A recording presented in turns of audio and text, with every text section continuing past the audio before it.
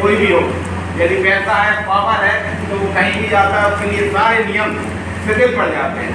और ना उसको हॉस्पिटलों में लाइन में लगना पड़ता है कि उसके माँ बाप बीमार पड़े हैं और तो बेचारा लाइन में मार पे मार फंसे चला जाता है। इसका ये मतलब बिल्कुल नहीं है कि हम केवल और केवल पैसे के पीछे बच्चे को दौड़ाते हैं, लेकिन हमें बच्चे को ये जरूर बताना है कि ये केवल और केवल पढ़ाई नहीं है, क्योंकि हमने अभी तक ये देखा जो भी हमारे बच्चे 12वीं पास हो गए वो यही पूछते हैं कि अब हमें करना क्या है, और हमारी ये कमी कह लें या फिर ये कह लें कि बच्चों के लिए हमारे पास टाइम ही नहीं है। हम कभी बच्चों से ये पूछ भी नहीं पाए कि बेटा क्या करने वाले हो, और ना ही यदि वो हमसे पूछने की नहीं आए कि पापा हमें करना क्या है, तो हम मैंने बता पाए बेटा तुम जो कल को जहाँ गारंटी से तुम जहाँ पहुँच जाओ। हमें केवल मोटा अंदाज रहता है, फिर हम जब वो हमारे 12वीं पास हो जाते हैं फिर हम निकलते हैं समाज में, क्या हमें मोड़ा का कराते हैं, बाकी 80% बनी है, बाकी इतने नंबर आए या कम आए या ज़्यादा आए। इसलिए मेरे हिसाब से इसको शामिल करना बहुत ज़्यादा जरूरी था।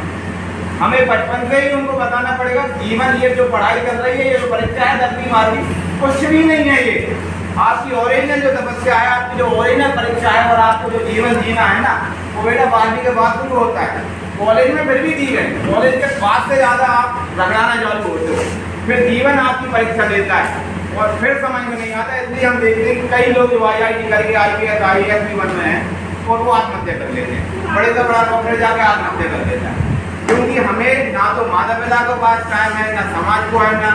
दोस्तों को, किसी को समझाने के लिए समय है ही नहीं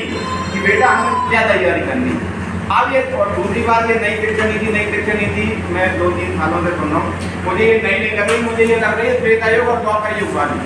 जब आश्रमों में अपन रखते थे और उनको भेज दिया जाता था बेटे लकड़ी ले आओ, आज खाना तुम बनाओगे, आज मटके तुम बनाओगे, आज जानवरों को तुम रखाओगे, आज धनुष्मान चलाना तुम सिखाओगे। कोई का वो आज हम सिखा रहे हैं। हमने उन बच्चों को अपमानित किया, तुम्हारे बाप मिस्त्री है, तुम मोची हो, और आज हम कह रहे हैं कि नहीं नहीं आप जाकर वही सीखो।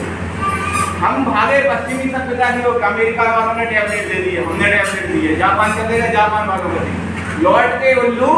घर को वापस आ गया है। अच्छी बात है और आगे भी हम देख रहे हैं। हम पहले केवला और नमक से मंजन करते थे, सब लोगों ने हमें मूर्ख बताया। अब आगे वो कहते हैं कि आपके टूथपेस्ट में नमक है,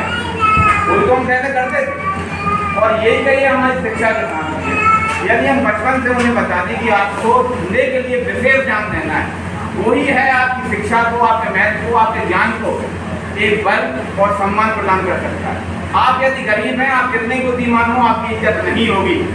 और आप यदि अमीर हैं, आपने यदि कुछ कह दिया, अरे भाई साहब क्या कहा, जो सब तालियां बजाने के लिए तैयार है, उसके लिए आपको पावरफुल